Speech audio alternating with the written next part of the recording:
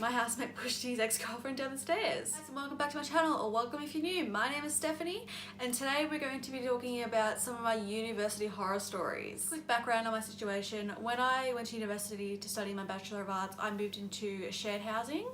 Now, the landlord that I had, he was amazing. He was just a dream to work with, and I loved being in that house. We're going to call the landlord Jim.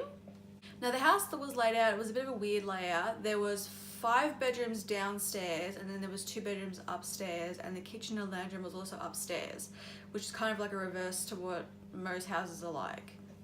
And the room I was in was downstairs, and I had my own ensuite bedroom, which was great, so I didn't have to share the communal bathroom, because there was some stuff that happened in the communal bathroom that I'm glad I didn't have to deal with. Okay, so the first story I want to go over is probably one of the craziest. So we had a guy move in, let's call him Mike. So this guy was really nice. He came up to me, introduced himself to me, told me a little bit about himself, which I don't really remember exactly what he said. So he moved in, and about a week or so passed, and he came up to me and asked me if I would mind if he had some friends over as like a little housewarming party. I didn't care, it didn't really bother me too much. The only problem was that it was on a weekday, so it was a Wednesday night, which is usually uni night. It's usually when people go out and have fun. No problem with him bringing people over, that wasn't an issue. I just let him know that obviously if he's going to be bringing people into the house, he has to be considerate of the other housemates, being that a lot of us had classes the next day, so if he was going to have people over, he had to sort of just keep respectful with the noise levels.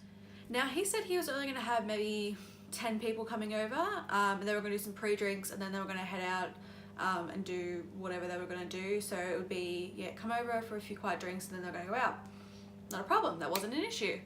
He let the other housemates know as well, and they were all cool with it, so there wasn't any problem with that. So I'm sitting in my room, it's probably about 9:30 at night, and I'm doing some work on my computer.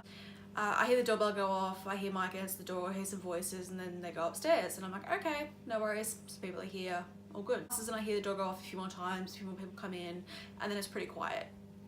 Now, fast forward a little bit of time, it's probably about 11 o'clock now, and I hear a knock at my door. I get up to answer it, and it's one of my other housemates. We'll call her Jade. And she asked me if the internet was working for me. So I asked her why, what's going on, and she just said it's going really, really slow. And I thought, that's weird. Like, by this point I wasn't on the computer anymore, I was watching a movie on my TV. So I said to her, I'm not really sure. Well, why would it be going slow? We've just rolled over for the new month, so it shouldn't be going slow. When she tells me that Mike is giving out the Wi-Fi password to all of his guests, and that there's a lot more people upstairs than he initially said was coming. In the house, I was kind of in charge of the house and keeping everything sort of on par for the landlord. I think this is mostly because I was the first one to move in, and the landlord and I had a really good relationship. So if there were any issues, most of the time people would come to me, and then I would go to the landlord and I would talk to him and we'd deal with the situation. This sort of situation, having the other housemates come up to me to deal with situations, wasn't uncommon. So Jade asked me if I could go up and speak to Mike and ask him to stop giving out the password to the Wi-Fi to everybody, and if he could probably turn the music down because it was getting late and a lot of people wanted to go to sleep. I went upstairs, and oh my god, what I saw upstairs, this house wasn't that large, just mind that. There was probably about 25, 30 people upstairs, and probably about another 30 people downstairs out in the yard. So clearly more than 10 people that he said was coming. Top of that all off, they were all drunk as a skunk. They were going off. So there was loud music, there were drunk people stumbling around the place, and it was a mess. I find Mike and I confront him about the excessive people that were here and the fact that he was giving out the Wi-Fi password to everyone. And he apologised. He said, look, I'm really sorry, I shouldn't have done that. You know, we're all going to leave soon anyway, so we'll quieten down, I'm really sorry. But that's fine, so just make sure, you know, it's a bit annoying that you have this many people here after you said there was only going to be 10 people, but can you just get them all to sort of get out? So he apologises, and so I go back downstairs, and it's quiet for maybe 20 minutes. And I hear yelling and a really loud thud. I have time to get up off my bed before there's pounding at my door again, and Jade's standing there in full panic mode telling me that there is a girl at the bottom of our stairs. She has fallen down the stairs and she's not moving. Hearing this, I go into panic mode and I run out of my room to go find this girl, and sure enough, there's a girl at the foot of the stairs. She was moving by this point, but she didn't look good. I called to Mike and I said, you're gonna have to call an ambulance, like this girl's hurt herself, she's your responsibility. And he didn't want to call, he was worried he was gonna get in trouble, so I ended up calling the ambulance and they came and picked her up and took her away.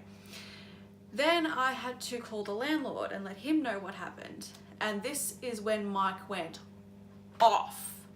He was swearing and screaming at me, calling me, you know, all the names under the sun for ratting him out to the landlord and getting him in trouble. I didn't care. I just, you know, I wasn't going to deal with this. I just told him, look, you know, just go away. I don't want to deal with you right now.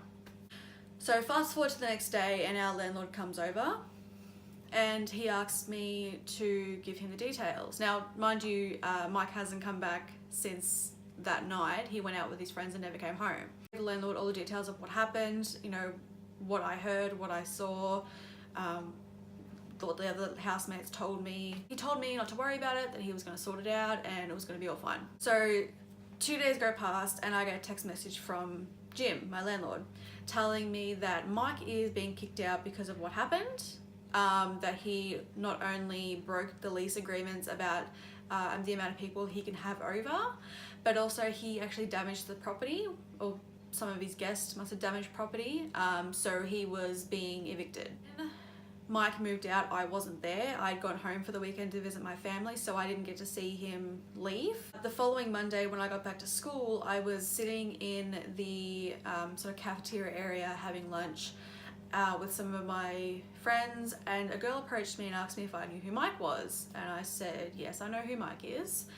And turns out she's actually the friend of the girl who fell down the stairs. Now this is where the plot thickens.